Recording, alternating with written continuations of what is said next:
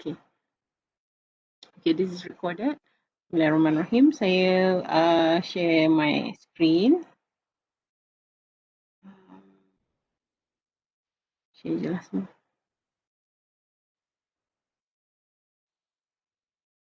Terima kasih siapa yang hadir 25 orang. Ramai lah kira. Kita nak rate 9 orang tak dapat hadir. So it's okay, it's understandable. Saya tahu, saya rasa Albert message saya nampak tadi sekali lalu bila saya go through the WhatsApp. Erika message, Muna pun message, reliability pun message. Saya tak lupa. Tapi minta maaf hari ni. Tapi saya mesti bagi maklum balas. Definitely bagi maklum balas. So jangan risau. Kenapa tak share lagi? Okay, sekarang dah share. Okay. Agenda paling penting sekali ialah item analysis lah. Sebabnya yang tu pun yang tu ada tugasan individu. Jadi saya nak tanya sekarang ni, cuba download SPSS yang saya bagi ikut email tu.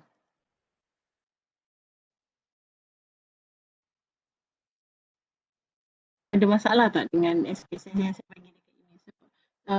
Yang saya tahu dia hanya 64 MB ke? MB kan? 64 MB tu okey, dia function sudah. Tapi kalau tengah komputer dia tak ada yang 64 tu, dia akan problem lah. Tapi kalau dapat yang 32 tu cuba. Sebab itu nasib 32, kalau boleh tu memang nasib baik semua-semuanya.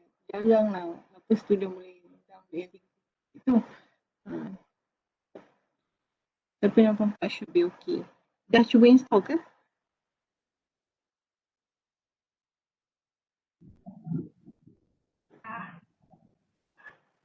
Okay. Annotate content approve. Okay. Oh,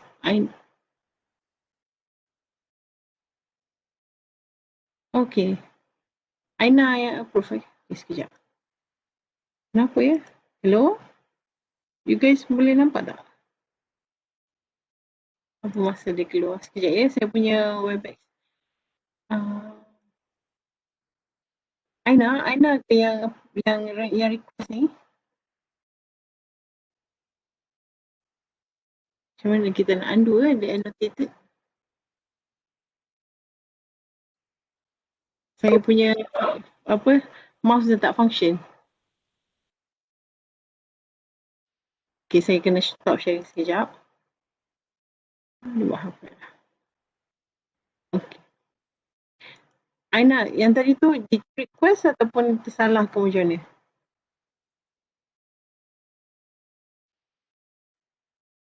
Okay, Aina tak dapat.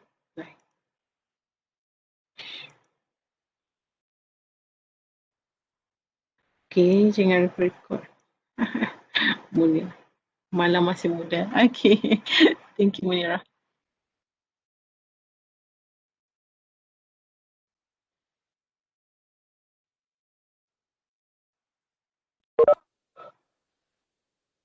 Okay, kalau kita saya dah download ini dalam online learning, rasanya dalam WhatsApp ada saya share tak?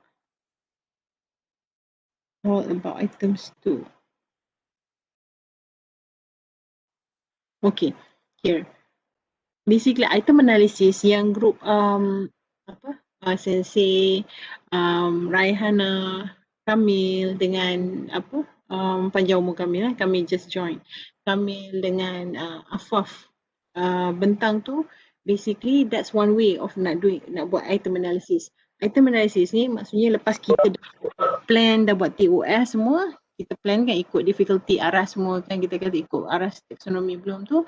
Kalau yang baru tu aras rendah, selalunya aras memahami dan mengingat dan memahami. Kemudian aras sederhana mengaplikasi dan menganalisis. Kemudian aras paling tinggi aras menilai dan mencipta kan, create. So kalau yang tu yang terbarulah, sebab dulu aras paling tinggi penilaian C6, sekarang C6 dah jadi create ataupun mencipta ataupun menjana. Okay, jadi kita plan lepas tu kita develop item. Ikutlah kan nak buat objektif ke, subjektif ke. Group Muna dah cerita kita nak ada grup Alpha, Muna, lagi 2 orang. Tolong remind saya, lagi 2 orang grup Muna dengan Alpha. Ingat, Balkis. 2 lagi present. Balkis, Atika. Yes. Atika, okay. Balkis dengan Atika, thank you Muna. Yes. Lepas tu, grup tu buat pasal item writing. Dah plan semua, sekarang nak write. Write kita ada objektif dengan subjektif lah. 2. Sekarang kita categorize ada 2. Sekarang ni ramailah categorize itu, ini jenis-jenis item. Tapi kalau betul-betul kita nak tengok bigger picture, item objektif dengan subjektif. Objektif tu maksudnya penilai, dia objektif 5 markah sebabnya ada skema jawapan. Dalam dunia tu, walaupun dia tak ada pilihan jawapan, jawapan dia hanya 1 saja ataupun 2 saja. Dan pelajar perlu jawab. Jadi pemeriksa bila dia memeriksa, dia objektif terhadap pemeriksaan atau pemarkahan yang diberi. Subjektif maksudnya ada benda yang boleh diterima walaupun ada skema pemarkahan ataupun rubrik. Okey, itu yang dimaksudkan dengan item objektif, subjektif. Dan sekarang ni bila dengan teknologi semua ni, ini canggih. Kita panggil teknologi enhance item. Selalunya lah, kalau kita guna teknologi untuk menambah baik proses respon data murid. Maksudnya dia hanya boleh pilih jawapan satu betul, dia boleh pilih banyak ataupun dia boleh padankan, dia boleh sesuaikan. Jadi saya memang galakkanlah tengok jugalah game. So you think you can do assessment tu, memang dalam tu saya memang cover topik about items, macam mana penulisan dan macam mana jenis-jenis item yang terbaru dan terkini lah. Dan saya dah banyak share artikel and everything. Okay, yang tu pun kalau sempat kita masuk sikit later. Tapi malam ni hanya untuk assess lah plannya. Okay, kalau dia tak drag ke buku sebelah. Okay, lepas dah tulis item, kita takbir. Takbir kan minggu lepas baru grup Aina, grup takbir ujian Syifa kan. Syifa ke yang takbir ujian? Syifa, Erika dengan Aina kan, 3 orang buat pentadbiran ujian. Jadi pentadbiran ujian ni lah lepas dah bina item, kita boleh mentadbir. Selalunya dulu kita biasa dalam kelas fizikal. Secara ni banyak kelas online, dan bila kita dah banyak kepada murid berkeperluan khas kan, murid berkeupayaan rendah kan, macam dulu ada term dia berkeperluan khas saya tak ingat lah, tapi mungkin Munirah boleh refresh. Dia ada term tu kan, murid berkeperluan khas dan murid kurang upaya pun. Murid kurang upaya. Okey, yang Aina ada cerita tu apa pentadbiran yang perlu dilakukan. Dan later nanti grup Albert, grup Zairo dengan Akmal pun akan cerita sikit tentang test bias and everything, dan bila untuk mengelakkan bias ni apa yang kita boleh beri kepada murid yang berkeperluan khas ataupun kurang upaya ni. Okey, dah buat pentadbiran ujian, sekarang time untuk analisis. Pasal kita dah sekolah, pemarkahan dah diberi rubrik semua sekali. Dah cara menyemak and everything. Itu pun grup Muna yang dah touch. Okey, rubrik analitik, rubrik holistik. Okey. Kemudian kita nak fikir macam mana kita nak analisis atau nak tengoklah sama ada betul ke item yang kita bina tu ikut arah kesukaran yang kita plan masa kita buat TOS ataupun jadual spesifikasi ujian.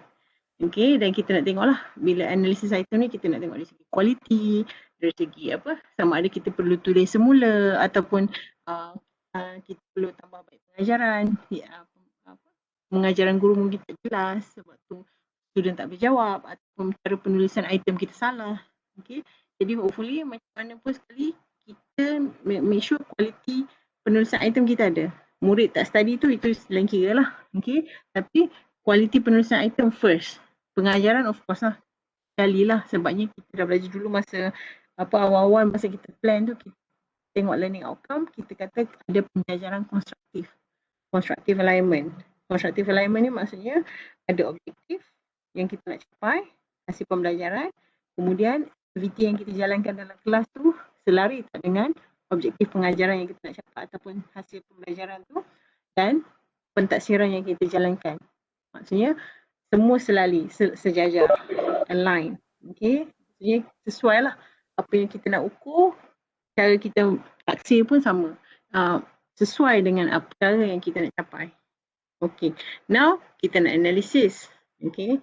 Dan bila kita cakap dari segi item analysis ataupun quality item, kita cakap dari segi kesukaran item ataupun item difficulty. Dan masa ni kita cakap sikit tentang distracted analysis. Analisis pengganggu. Distracted kita dah cakap kan, option yang bukan jawapan. Maksudnya kita ada A, B, C, D. Okay, B jawapan, A, C, D ialah distracted lah. Okay, item discrimination, diskriminasi item. Maksudnya yang diskriminasi kat sini bukan bermakna benda yang tak baik. Maksudnya kat sini nak tengok siapa yang betul-betul quality item kita tu betul-betul dapat membezakan antara pelajar yang tahu dengan pelajar yang tahu sikit-sikit. Ataupun pelajar yang paling pandai, paling berkepayaan tinggi dengan rendah. Okay, jadi kita nak betul-betul yang lepas lah dia punya level yang kita nak. Kalau item tu sebenarnya high discrimination, betul-betul nak kena beza. Jadi kalau kita, saya selalu bagi contoh pilot lah. Sebab pilot kita mula pilot yang suam-suam kuku bawa tempat yang kita nak naik. Sebab kan bila nak diskriminasi tu, katalah markah lulus je kat sini. Jadi kat sini bukannya budak lemah, tapi dia sebab item tu beza antara pelajar yang dekat aras ni dengan pelajar yang betul-betul tahu. So dia dekat sini. Ada orang WhatsApp saya ke? Saya dengar banyak masuk WhatsApp. Sekejap ya.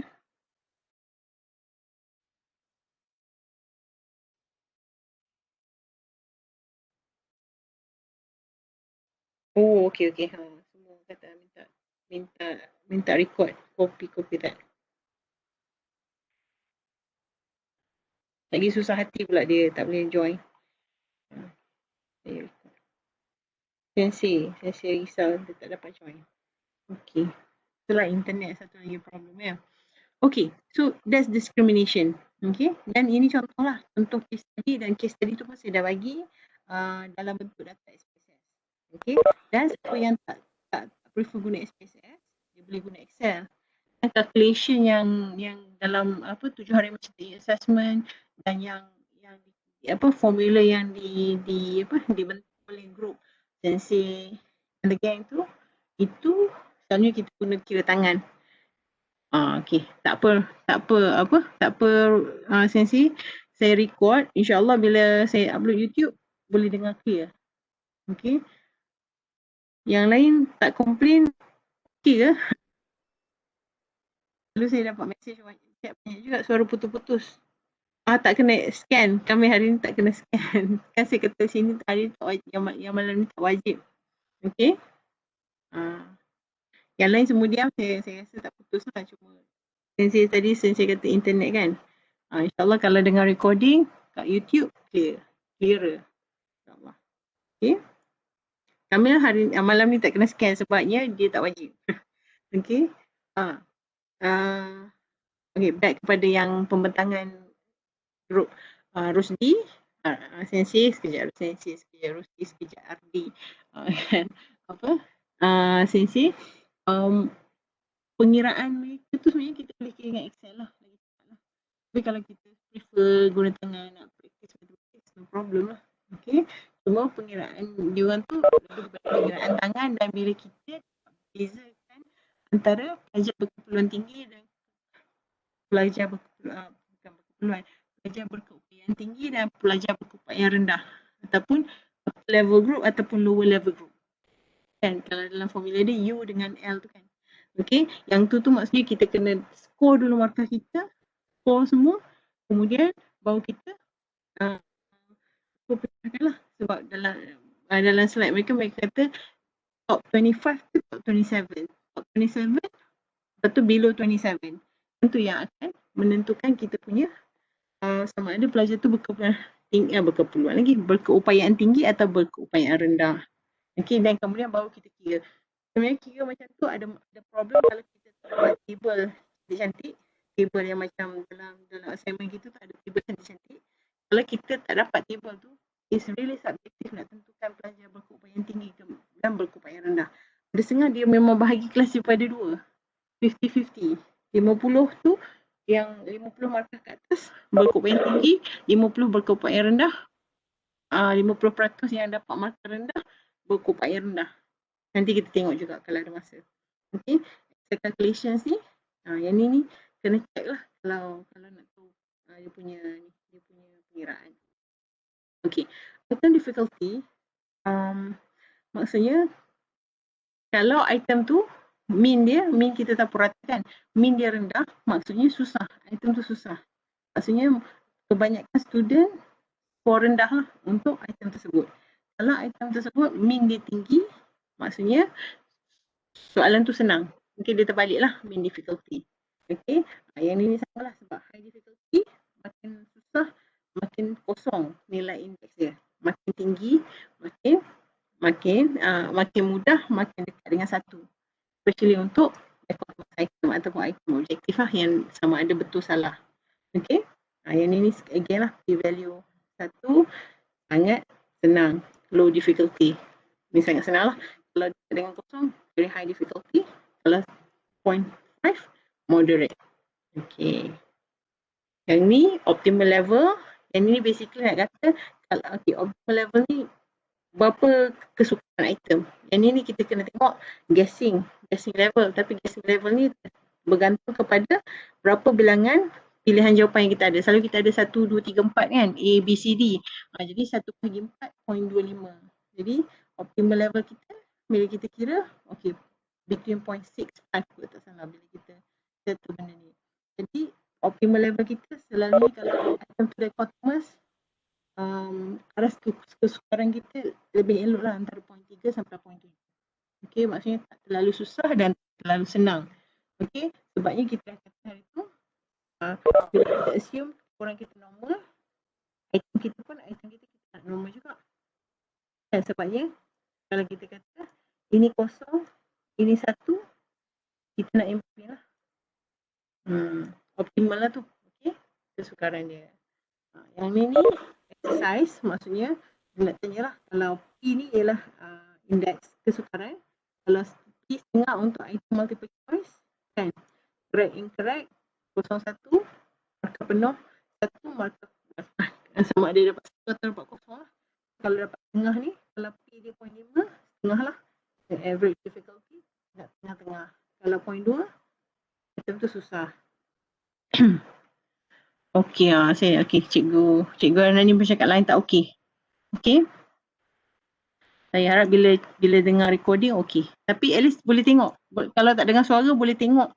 Saya ini boleh tengok dan nota saya pun ada selingan jawapan.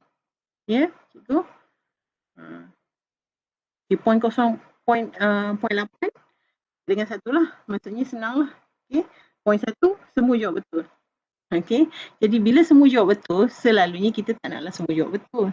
Tapi kadang-kadang semua jawab betul tu sebab kita aja bagus kan. Tapi kalau selalunya dalam satu populasi tu, dia mesti ada jugalah yang tak jawab betul. Especially kalau kita memang ujian rujukan normal, mesti ada student yang tak jawab dengan betul. Jadi bila semua orang jawab betul, maksudnya tak gunalah item tu macam membazir. Okay, mungkin terlalu senang dan what's the point of asking kalau semua orang dah tahu. Kita tak naklah tanya soalan tu. Jadi kualiti item tersebut menentukan. Kalau semua orang salah pun kita tak mau juga tanya soalan tu. Mungkin soalan tu memang tak masuk silibus atau tak ada kena mengena dengan silibus ataupun memang penulisan kita confusing tu, semua orang salah. Itu pun tak naklah, jadi kita tak nak benda yang ekstrim. Sama ada terlalu susah ataupun terlalu mudah. Itu kegunaan indeks term difficulty. Okay, yang ini macam tadi lah. Okay, kalau ada 4 respons, optimal value dia tadi lah 0.625 bila kira. Okay, jadi yang paling rendah ialah 0.25. Sebabnya kalau guessing lah, sebenarnya kalau kan 1/4, 4 tu ialah ABCD tadi lah, pilihan jawapan ABCD. Kalau ada F, A, B, C, D, E, F, 6 lah. 1/6. Okay, so kalau 1/4 ni maksudnya sebenarnya benda tu kita boleh guess. Guess tu, G tu guess lah. Kan, setahu kebarangkalian kita nak jawab betul, 1/4 lah. Sebabnya dia pilih je, dia bukan kena bina jawapan di sini, construct item jawapan di sini, dia kena pilih, select.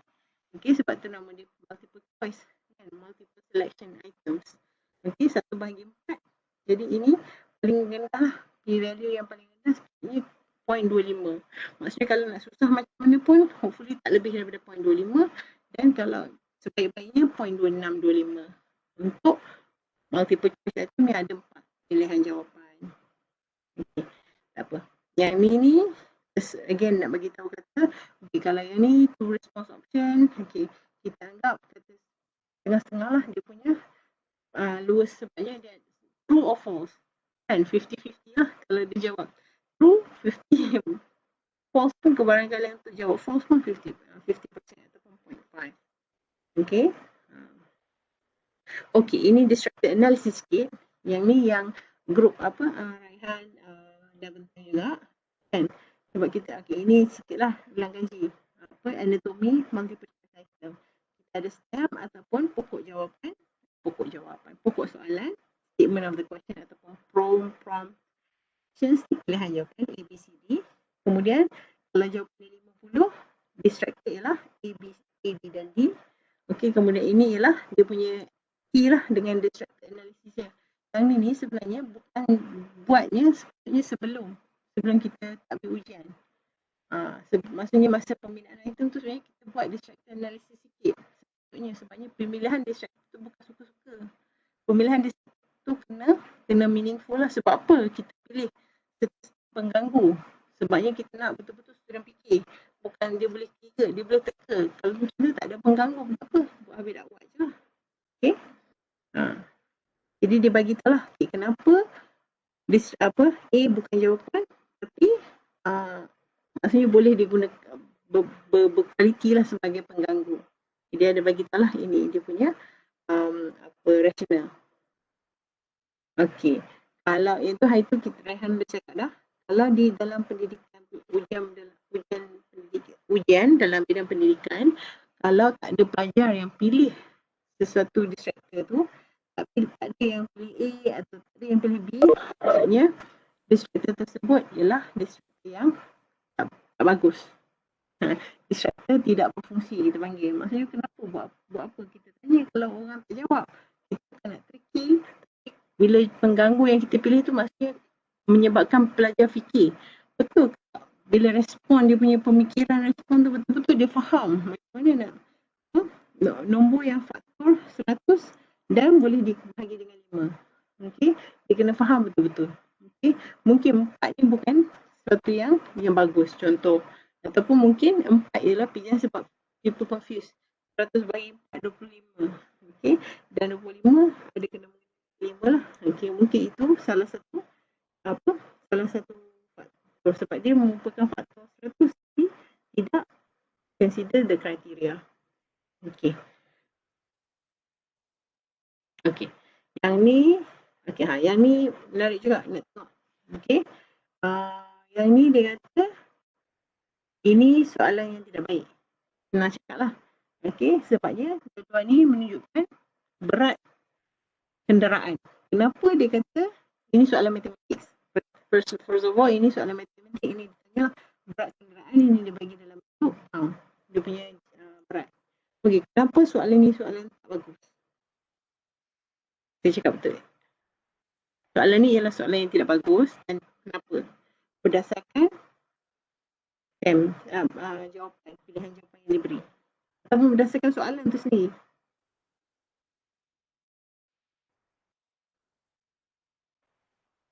Dia minta pelajar senaraikan kenderaan daripada yang paling ringan kepada yang paling berat. Tak siapa boleh jawab.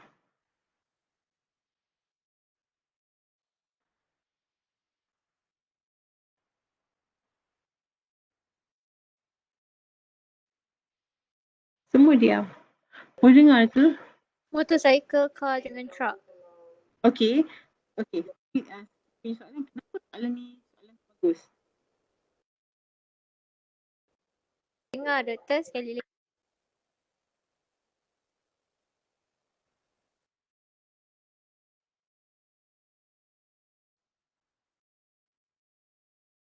Oh, tak dengar. Hello. Syifa, Malina? Okay. Fatimah tu pun tak dengar dah. Allah.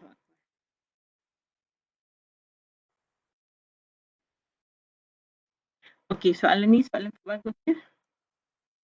Soalan yang tidak bergetar suara. Soalan yang tak bagus.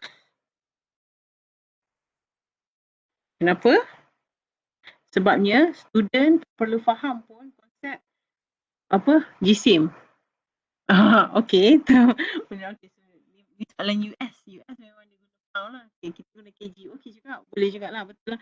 Okey. Kalau katalah ini memang KG. Dia bagi KG. Okey. Okey, itu satu. Mungkin tak sesuai dengan konteks spesifik. Good point, Munirah. Good point actually. Maknanya, okey, itu satu. Mungkin tak sesuai kalau kita bagi dalam pound. Okey. Student familiar dengan pound. Okey, itu satu. Satu lagi, student, kalaulah student tak faham RM4,000 lebih besar daripada RM400, pun RM12,000 lebih besar daripada RM4,000 dan seterusnya. Sudah hanya tengok jenis-jenis kenderaan ni, dia boleh senaraikan common sense. Tanpa perlu faham konsep BCM atau berat. Ataupun konsep nombor ni lah, ribu, ratus, 10,000 kan. Maksudnya kita, okey. Senaraikan yang paling ringan kepada yang berat. Yang paling ringan mestilah motorcycle. Logik kan? So, lah. Ketiga truck. So, motorcycle, car and truck. So, yang dijawab dia. Kita tak tengok pun dekat sini. BCM ni. Sekali lagi, kalau letak ini, binatang kat sini. Binatang kan. Untuk dia kata senaraikan berat. Dari segi berat. Yang mana paling berat ataupun yang mana paling ringan. Susun. Yang tu tak perlu tahu konsep berat pun tak apa. Okay, sebab matematik sebenarnya dia ada konsep GC, konsep berat kan. Tapi yang ni dia tak perlu consider pengetahuan student. Dia kira common sense students. Okay. Dan suggested-nya ialah inilah. Okay. Mungkin kita guna number of apples. Okay. Bilangan apples dan ini berat dia. Okay. Jadi sekarang ni based on berat susun. Okay. Yang ni tak salah untuk darjah 2 kot susunan ni. Darjah 2 ke darjah 1 tak salah. Okay. Ini lah soalan dia lah. Tapi dia bagi nama student. Okay lah kalau kata okay Bobby, Carlos, Diana ni nama Mak Saleh. Tukarlah nama orang Melayu. Boleh juga.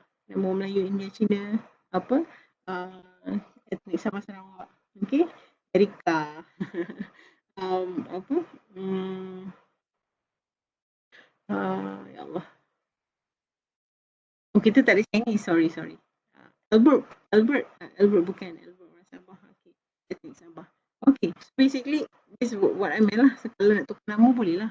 Tapi the idea is actually, kalau kita tanya konsep matematik, bukanlah mereka guna konsep matematik. Kadang-kadang disebabkan cara kita menulis dia spektor, dia menyebabkan terlalu mudah. Ni mesti budak-budak yang keupayaan rendah pun boleh jawab semua. So, item difficulty cepat. P dia, kalau semua jawab satu lah. Semua dapat jawab betul. Okay. So yang ni yang apa? Yang group sensei sensei kami apa dengan Rai. Okay. Contoh, ini soalan, ini jawapan yang dia bagi. Sekarang ni kita assume kita dah tahu dah siapa pelajar kebolehan tinggi, kita analisis lah sikit. Kebolehan tinggi, kebolehan rendah dan kita tahu lah berapa ramai yang jawab A, berapa ramai yang jawab B, berapa ramai yang jawab C dan seterusnya. Kemudian kita kira indeks kesukaran. Indeks kesukaran kita ni lebih kurang lah cuma formula Rosny dalam bahasa Inggeris. Saya guna formula KT, kebolehan tinggi tambah kebolehan rendah bahagi dengan 20 yang jawab dengan betul. So A 4 lah. Kan yang jawab betul A 3 dan 4, lepas tu bahagi dengan 20. So P ialah 0.202. 0.20 ni, sorry, 0.20 ni item ni item senang.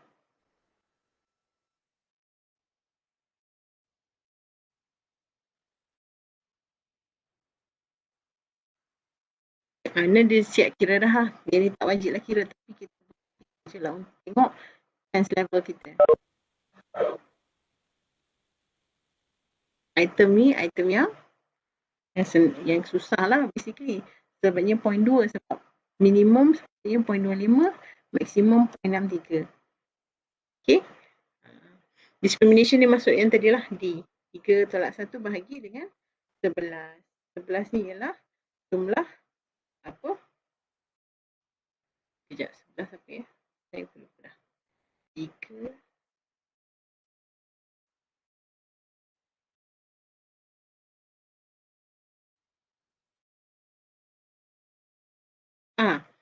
apa yang jumlah, sorry, Allahu Akbar, bahagi 2.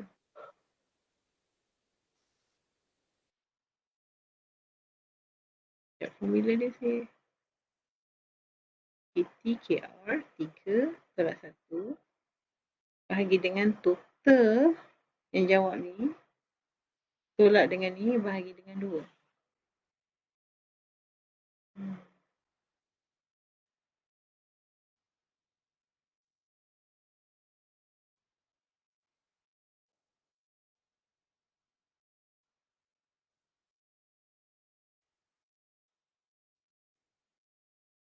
Okey, yang ni dia guna satu lagi apa ni, satu lagi formula bahagi dengan bilangan pelajar yang berkebolehan tinggi. Sebabnya kat sini 11, it makes sense lah. KT minus KR 3/1 bahagi 11. Melintang 11 ni. Maksudnya jumlah KT.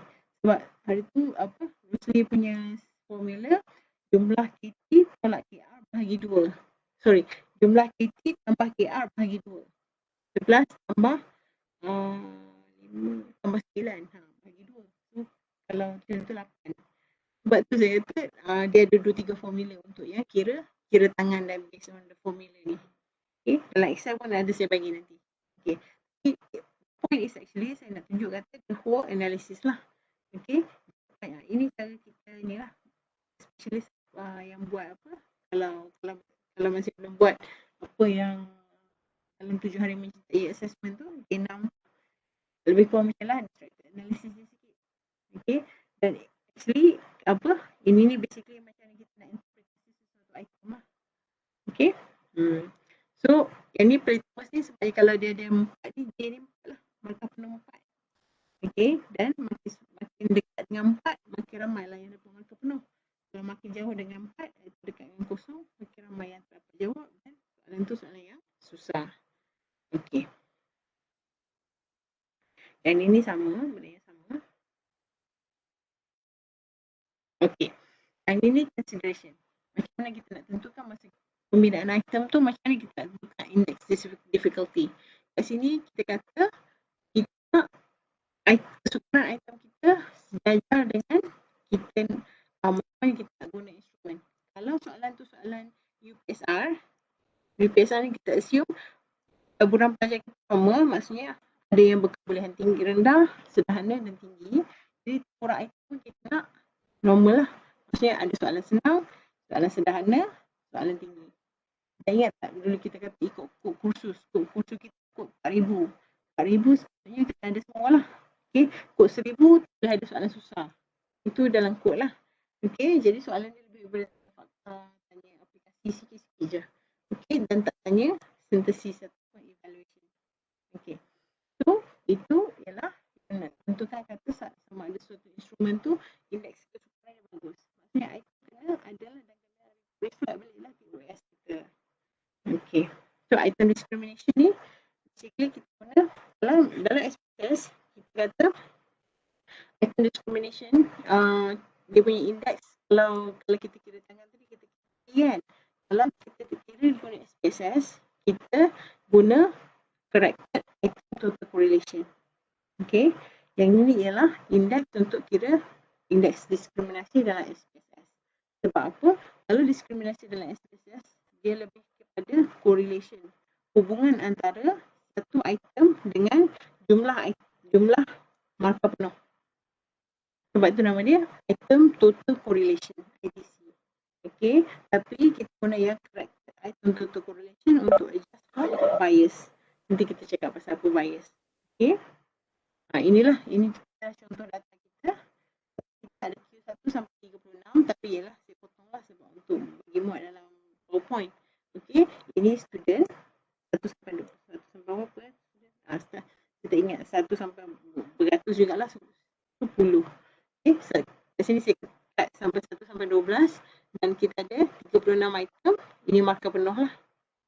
Dan 36 item semua objektif.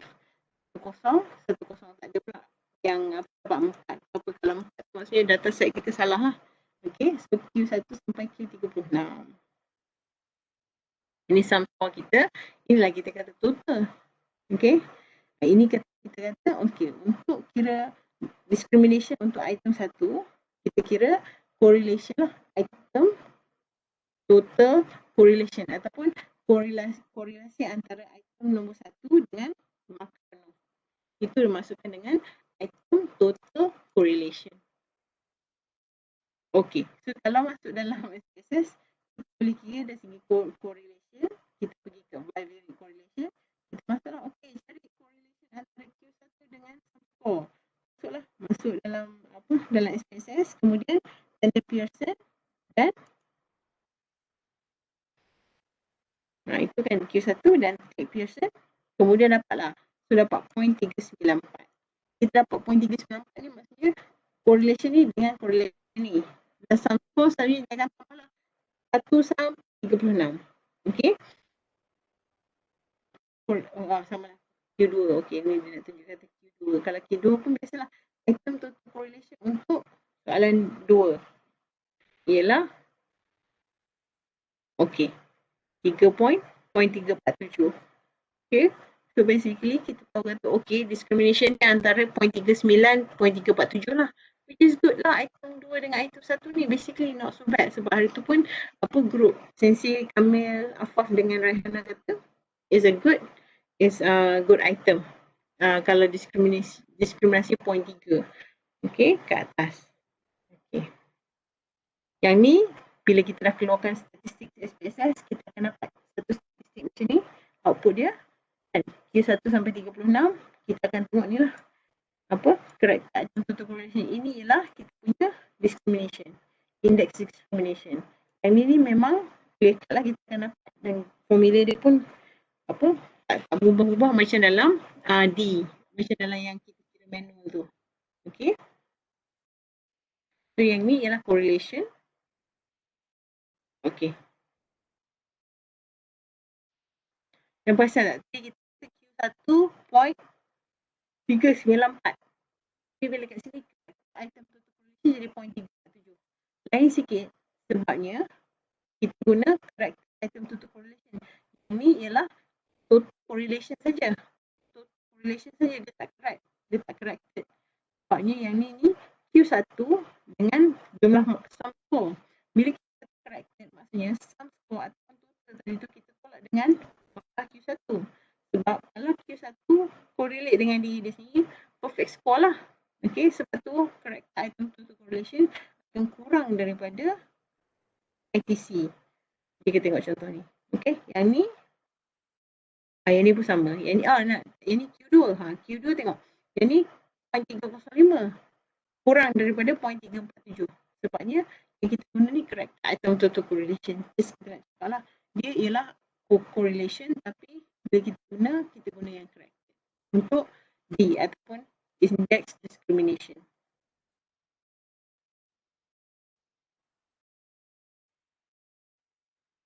Ini corrected, ini non-corrected yang kita just buat correlation terus. Betul-betul. Ada correction. Okay, ini sekali sama. Kali ini polytomous. Ini untuk soalan yang ada bukan 01 lah. Yang ni kita boleh tengok lah markah penuh berapa ni agak-agak. Kat sini student ID kat belakang. Okay. Okay. Sini hasil markah penuh 3. Sebenarnya 3. Kemudian ada kosong, ada yang dapat 1 markah, ada yang dapat 2. Yang major dapat 3, tak ada 4 kot. Tak salah. Okay. Tak ada dan markah penuh ialah score. Oh, sorry. Score ni mean. Tak salah saya mean. Okay.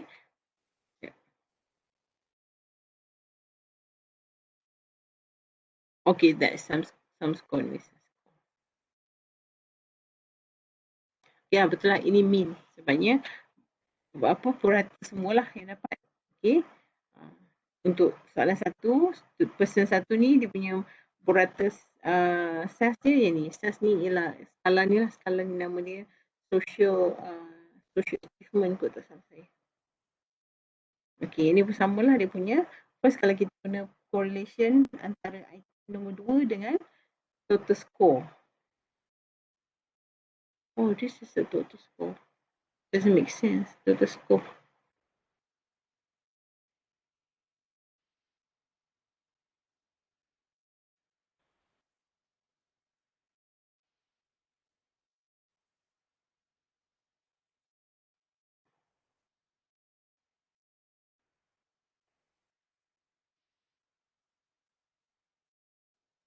Okay, tak apa. Yang ni kita tengok dulu. Ini first kita buat correlation lah. Kalau nak SPSS, kita guna correlation. Jadi, kita kata kita guna character item to correlation. Okay. Dan ini kita start compare lah kalau kita versus yang character dengan non-character tadi kan. Sebabnya ini ialah kita kata character ITC selalunya smaller. Smaller daripada basic non-character. You tahu the correlation normal lah. Okay.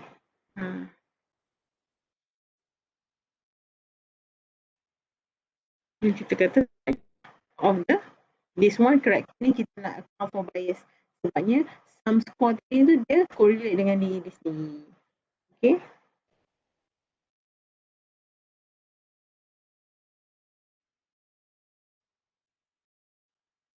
Kita tengoklah sini memang kurang lah. 0.69 yang ni 0.517. Sebabnya non-corrected higher sebab it doesn't fit for bias. But this one, it already minus 19 tu dalam daripada total score. Okay, yang ni guidelines. Guideline yang ni, ini universal guna. Tapi ada group sensi tu saya suruh kata bagi guideline lah siapa yang beritahu apa dia punya guideline 0.2 tu tinggi, 0.2 tu rendah ke sebagainya. Okay, tapi kalau dalam item tu correlation secara general, kalau kita buat item kita sendiri, tulis item kita from scratch, kalau kita dapat 0.2 tu happy dah lah. It's not bad. Okay, very low.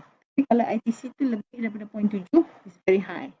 Okay, especially that for dichotomous item. Maksudnya very discriminating lah kalau dapat 0.7, which in real world datang lah boleh dapat 0.7. Ni kalau kita just generate dengan komputer boleh lah. Tapi kalau kita tulis ni, kalau dapat 0.5, 0.3 tu dah happy lah. Okay. Dan kat sini dia bagi tahu multiple choice items ada lower discrimination. Ada 0.2 sampai 0.2. Ini pun dia kata low. Padahal ini actually this is good enough lah. Okay. Ada yang kata 0.3 dan above. Okay. And then yang penting, macam mana kita nak remove kalau item tu ada discrimination dia kosong pun sangat rendah ataupun negatif. Tapi negatif ni selalunya salah coding sebabnya dia lebih kepada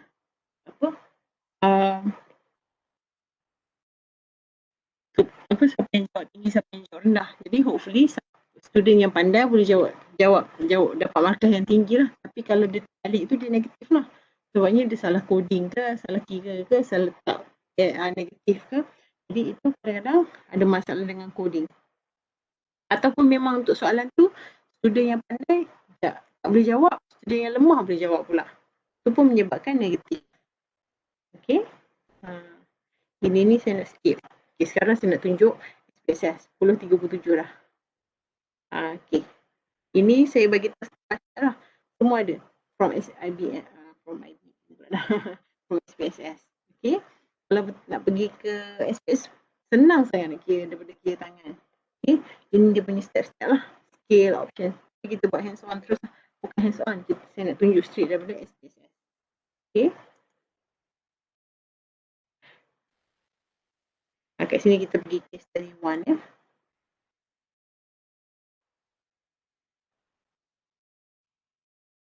Jadi semua ada. Case study 1 datang.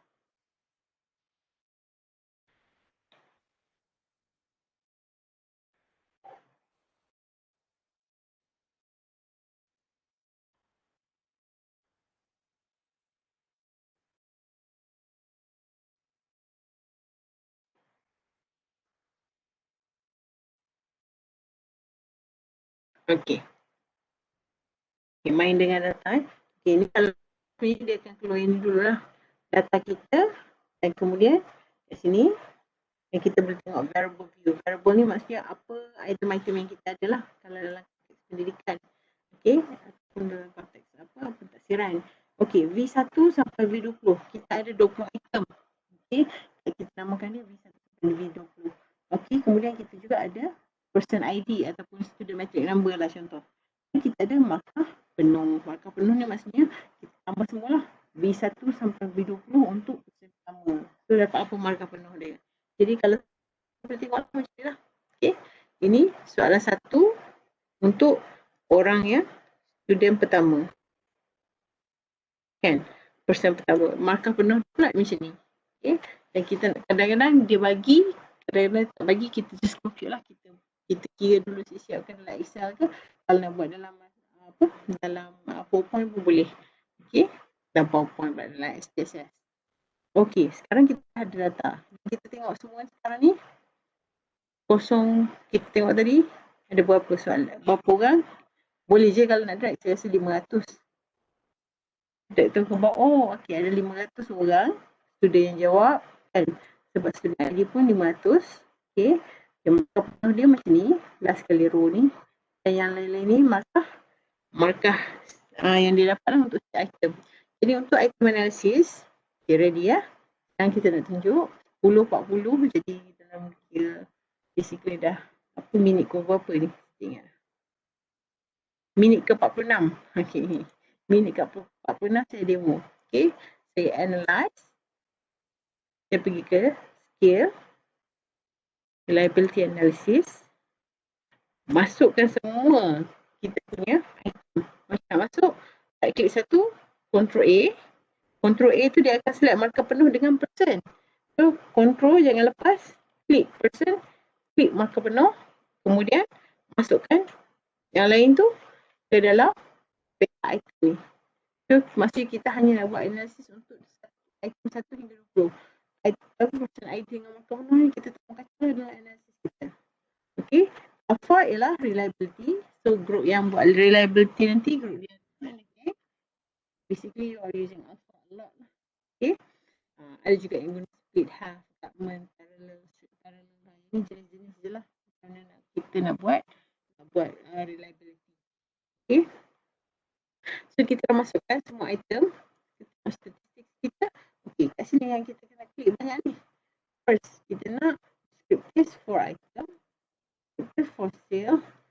For scale item. Scale if item deleted. Okay. Jadi kita dah, okay, sorry, kita klik lah. Dan kita tengok kat sini. Okay, that's it. Continue. Okay, alpha. Okay. Jadi kalau kat sini kita tengok, kita ada 500 students dan kita tengok reliability statistik ni ialah dia punya reliability keseluruhan kita ada 20 item kita sorry kat sini dah ada saya mengantuk. Okay.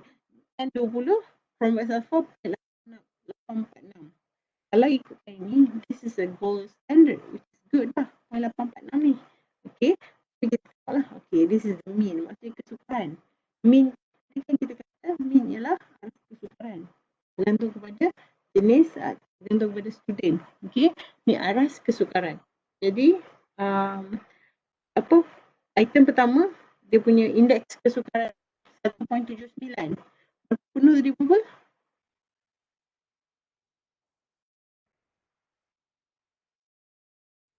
Markah 3. Majoriti kan? Soalan bila kita tengok 3. Okay, dan kita tengoklah. Oh, by the way, kita boleh kira range juga descriptive statistic. On everything. For this too. Okay, pergi tengok option. Ambil range. Continue. Okay. Kita dapat statistik kita boleh tengok lah. Okay, majoriti jawab kosong. Markah kurang kosong lah. Markah paling tinggi 3 lah. Okay, maksimum semua 3 semua item. Jadi kita tahu tadi, okay, untuk 20 item, dia punya reliability semua 0.846. Bagus lah. Okay, and then ini ialah mean ialah indeks kesukaran. Dan ini kita kata tadi, karakter item to correlation ialah indeks diskriminasi. Okay, jadi ini ialah skala keseluruhan item. Sama ada, it's a combination lah. Kita combine item statistics dengan karakter item correlation. Kemudian, this is the time to acknowledge everything lah. Okay, itu saja dalam SPSS. Tapi, bila kita buat cantik-cantik, kita masukkan dalam data kita akan dapat macam ni. Okay, ini dia punya some background information lah. Okay, I'm gonna skip this. Basically, kita ada 0123, kita ada 500 students. atau responden tadi kita nampak dah kan. Okay. Ini dia measure social anxiety lah. Apa no problem. Okay. So yang ni tadi kita tengok lah. Ada error semuanya dalam range 0.0 hingga 3 lah. Tak ada yang jauh 4 lah. Ataupun tak ada yang diberi markah 4. Okay. So it's good. Dan ni kita dah tengok. Kita dah tengok minimum dengan maksimum dia kita tengok tadi. Dan minimum dengan maksimum. Kita tengok tadi minimum dia berapa. Kita tengok output. Minimum dia ialah tengok range dia lah. Okay. Range dia 3 which is minimum dia 0. Maksimum dia 3.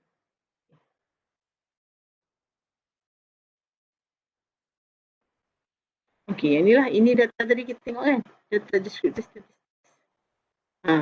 Mean ni lah yang menentukan D. Okay. Kemudian kita buat tadi kan. Kita kira S-score. S-score ni sebab tadi kita dah kira siap. S-score tu basically markah penuh yang kita dah kira dalam Excel. Sebenarnya saya dah kira dalam Excel lah. Ni S-score ataupun markah penuh. Okay. Saya namakan dia markah penuh lah. Di sini dia kata okay, namakan S-score. Which is the same lah. Okay. Lepas tu dia suruh examine sikit. Tak apa, yang ni kita skip dulu. Kita skip sekejap. Kemudian this is the cut. Okay. This is score. Ini dia punya distribution lah. Kalau nak lukis pun boleh daripada spaces. Analyze kan, kita tekan markah penuh. So, analyze.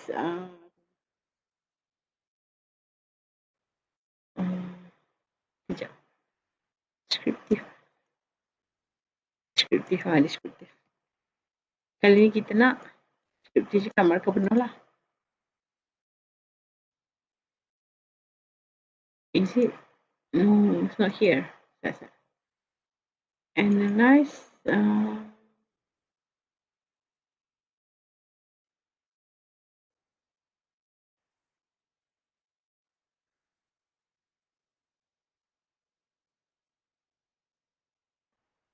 Okay. I'm confused. Analyze descriptive frequencies. Okay. Analyze descriptive frequencies.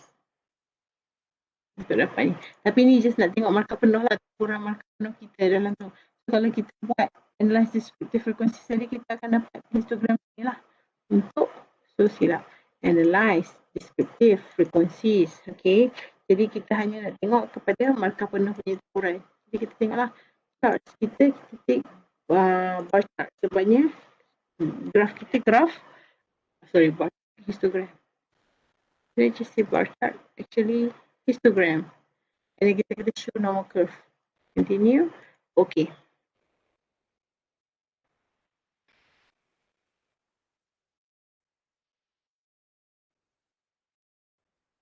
See taburan. Jadi kita ambil. Basically kita, oh ni yang sini dia updated spaces ni. Spaces yang saya guna masa buat slide ni spaces lama. Tapi basically the idea is the same lah. Okay. Tengok markah penuh 60. Markah ni, markah paling minimum 0. Ini ialah taburan markah penuh lah dalam kelas kita. Kita tengok lah normal lah juga.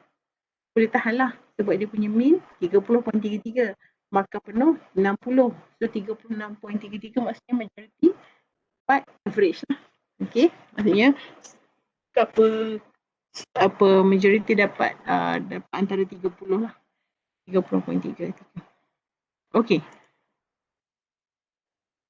So that's the histogram. Just nak tengok lah macam mana kita dapat the scale. Okay. Yang ni kemudian kita buat item analysis in detail. Kita pergi ke descriptive item scale of if item deleted. Kemudian kita kena tengok bila kita dapat output, kita just combine antara mean dengan discrimination, corrected item total correlation.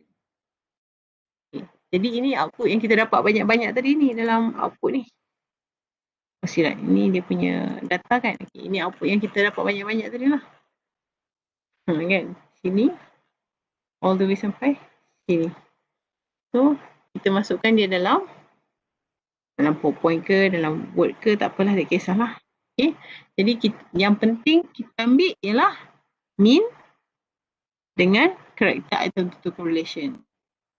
Okay, sekarang ni baru kita nak organize. Oh silap, ini discrimination kan. Dan kita tengoklah kat sini reliability dia macam mana. Dia punya scale dia. Maksudnya majority dapat 30.33 tadi. Kita tengok kat sini. 30.33. Okay. Dan ini cara kita nak organize lah. Kita ambil apa yang nak penting nak report. Kita ambil mean, kita ambil Chromebug Alpha. Lepas tu kita ambil juga lah Chromebug Alpha if item deleted. Kalau kita delete item ni, Chromebug Alpha naik ke tinggi? Tinggi ke rendah? Okay, basically. Sebab dia ada kaitan. Okay, kemudian kita tengok skill statistics. Secara keseluruhannya, student kita macam mana? 30.33 which is good lah. Tapi lepas tu jauh sangat. 10.780. Okay. So kita organize dapatlah corrected item total correlation. Okay. Sekarang ni, sebelum saya end this session, saya nak tanya. Item mana yang paling susah? V1 sampai V20 ni yang mana paling susah? Siapa boleh jawab kat chat pun tak apa. Pilih yang paling susah. Nak tengok kat mana? Index discrimination. Siapa boleh jawab? Index kesukaran nak tengok kat mana? Apa statistik untuk indeks kesukaran? Mean ke, standard deviation ke, correct item total correlation ke, ataupun Chromebug Alpha if item deleted? V15. Okey, item paling V15 ialah apa? 2.28. Okey. Good question. Item paling susah ni. Yang ni paling senang kan? Okey. Paling senang taklah paling senang juga sebab paling tinggi mean dia ialah 2.64. V9. V19 paling susah. Okey. Sekejap saya undo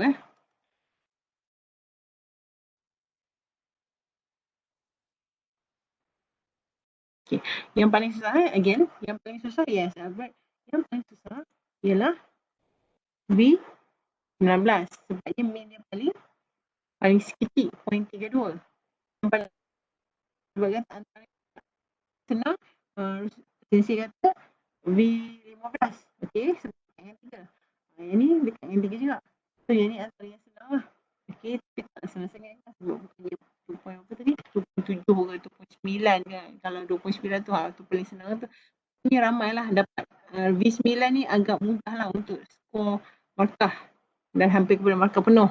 Okay. Yang paling susah tadi ialah V19 dan V16. Kita tengok. Sebabnya markah 0.75 yang kosong lah. Majoriti dah tak boleh skor item 16 ni. Okay. Kemudian kita tengok item total correlation. Yang ni ialah kita punya index discrimination. Yang ni mean tadi kita kata indeks kesukaran. Okey, kalau tengok D ni, yang mana problematik? Ada problem. Soalan apa yang problem? Sebab kita kata itu tadi antara 3 sampai 5 tu bagus. Kan? Ya, nasib lah ni sebab ada 500 ni banyak lah, okey lah. Okey, V2 problematik sebab dekat dengan kosong. Yes, good job. Okay, and juga V apa ni? V12. Kan? Sebabnya dia dekat dengan kosong, discrimination dia very low. So we don't want. Yes, V12. Thank you Fatimah. V12 dan V2 lah kalau kita nak decide. Buang. Kemudian sekarang ni based on ni, kita decide kita nak buang item mana. Okay. Decision dia, selalunya kita tengok indeks diskriminasi dulu. Sebab ni very bad. Sebabnya kita kata tadi orang kita normal. So ada student yang lemah, ada student yang tinggi. So okey lah, ada juga soalan yang senang. Ada juga soalan yang senang, ada juga soalan yang susah. Jadi yang majoritinya tengah-tengah lah soalan senang, sederhana. Okay, tapi D ni yang akan tentukan sama ada kita nak simpan item tu ataupun nak buang. Ataupun suggest, okay kita pilih item baru ataupun kita nak tambah baik item ni. Item 2 dengan item nombor 12 ni. Okay, jadi sebab apa? Sebab D dia kosong. Tak buang tak? Okay, this is all. Sama ada nak buang ke tak. Selanjutnya kita akan tengok D. Kalau dia point 0.081 dekat dengan kosong, tak boleh nak discriminate. Why keep the tak kisahlah P dia bagus ke, P dia sederhana ke? Okey, sama dengan 0.75. Okay. Dia apa? Dia punya indeks kesukaran 1.54, which is tengah bawah lah. It's okay. Tapi disebabkan kesukaran dia, diskriminasi dia agak rendah, kosong, hampir kepada kosong. So this is the consider delete antara V2 dan V13. Sorry, 12. And then yang lain tu ini masuk reliability semua dah je. Kan kita punya ni dia punya lah. Ini dia punya mean standard deviation dengan item. Correct item. Kita punya D. Kita punya combat sulfur ni saya bagi tahu kejap lagi. Nanti kita kata combat sulfur 864. Okay, kalau yang ni kan lepas tu saya tambah ni juga, saya tambah juga masuk dalam table. Okay, skill reliability combat sulfur tadi kita kata 0.846. Skill ni kita tengok kat sini lah. Ni skill 6 ni mean dia 30.33. Majority dah 30.33. Standard deviation dapat tu 10. So kita buatlah 30.33, 10 dan 500. Okay. Oh, okay. Bagi apa? Saya tak tunjuk dia data. Umpamanya data dia. Okay, I think that's it for tonight. Kita buat SPSS, kita tunjuk case study, kita bagi tahu konteks. Dan kalau betul-betul nak tengok, semua ni ada recording dan semua ni ada. Saya bagi tahu ini case study 2. Yang ni memang guna multiple choice 01. Okay, dah ini case pun ada, dah saya correlation, and don't worry about this. Ini extra saja dan ini untuk group reliability and validity actually. Okay, ini case. Okay, all the case studies ni simple lah. Make sure you have, and then you go check on my YouTube videos. Semua link ni ada detail. Okay, untuk siapa yang nak lebih mudah faham. But I think those back in the days I start masa balik tu cakap bahasa Inggeris kot dalam semua YouTube link ni. Most of them. Ada yang bahasa Melayu, saya cakap bahasa Melayu. Okay, ni bahasa Malaysia. Okay, walaupun dia punya tajuk dalam bahasa Inggeris, tapi penerangan dalam bahasa Melayu. The same thing. Okay, this is Excel demo. Dalam bahasa Melayu, part 1 dengan part 2. Semua YouTube. Finally. 10.57. Pukul 11 lah. Kita 9 lebih. 9.53. Sejam juga buat benda ni. Like SPSS. Okay, so ada banyak lah. So recap, inilah recapnya kenapa kita perlukan quality item bila kita dah bina. Kita nak tengok item difficulty dengan item discrimination dan kita tengok case study satu tadi. Dan macam ni kita nak decide, nak remove ke, nak simpan ke ataupun nak buat tahun depan ke. First kita tengok item discrimination. Kita tengoklah jarak dia optimal ke tak. Berapa tadi optimal kan? 0.3. 0.34. Kan? Discrimination yang ideal. Untuk item difficulty pula kita kata kita nak make sure dia map dengan tujuan dan juga populasi. Okay, kalau dia map just nicely, okay lah. Maksudnya ada soalan yang sikit rendah sikit, ada soalan yang tinggi sikit, dan ada majority soalan sederhana. Okay. Tapi apa-apa pun first nak tentu sama ada nak delete item, remove item, improve item discrimination. Dan kecuali kalau item difficulty ni terlalu ekstrim. Ini kalau kosong pun item discrimination tak akan bagi. Ya, ataupun terlalu high lah. 1. Discrimination 1. Difficulty 1. Maksudnya terlalu senang semua jawab betul. Okay, then that's really problematic. Okay guys. Thank you. Thank you for hanging there with me. This is great. Again, YouTube videos ada. I don't know which one suits you. Apa, session dalam kelas ataupun my YouTube videos. Later I'm planning to in both Malay and BI together. Those two videos. Tapi if you go through these things, memang ada semua. Macam nak analysis and everything. Even if you got lah. Some of them might be your assignment too. Okay? Okay. Let's start. Any question before we end? Thank you. Thank you. Rosli jawab. Fatimah jawab. Albert pun jawab. Ada lagi ramai yang jawab tak? Ya, Fatimah tu, Atira. Thank you so much. Any question? Ini item analisis dalam SPSS.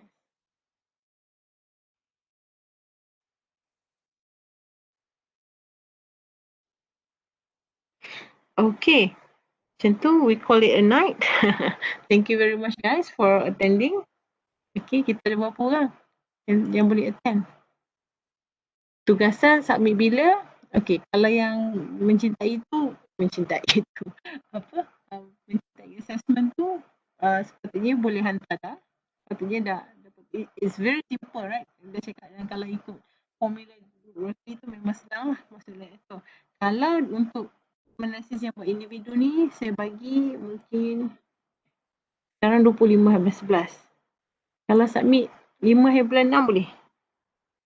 Sebab kita dah memang dah chaos kan. Sebab kalau 5/6, sorry 5/6 pula dah. Saya mengantuk. Okay, 10 Disember. Silap. 5/6 pula dah. 10 Disember. Agak-agak sempat tak?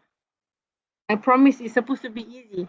Tapi kalau ada problem, first, kalau tak faham, let me know. Try to let me know in the group supaya semua orang boleh dapat. Don't be shy lah, tak semestinya semua orang boleh faham.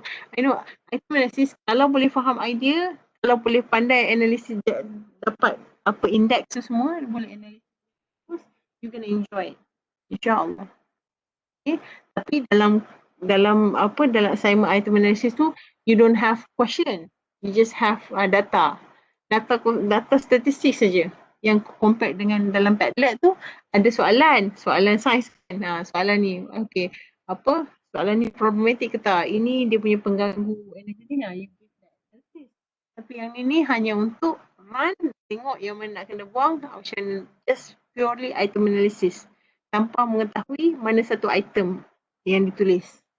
Okay, thank you Fatimah tu, thank you everybody. InsyaAllah kita try. I'm very flexible.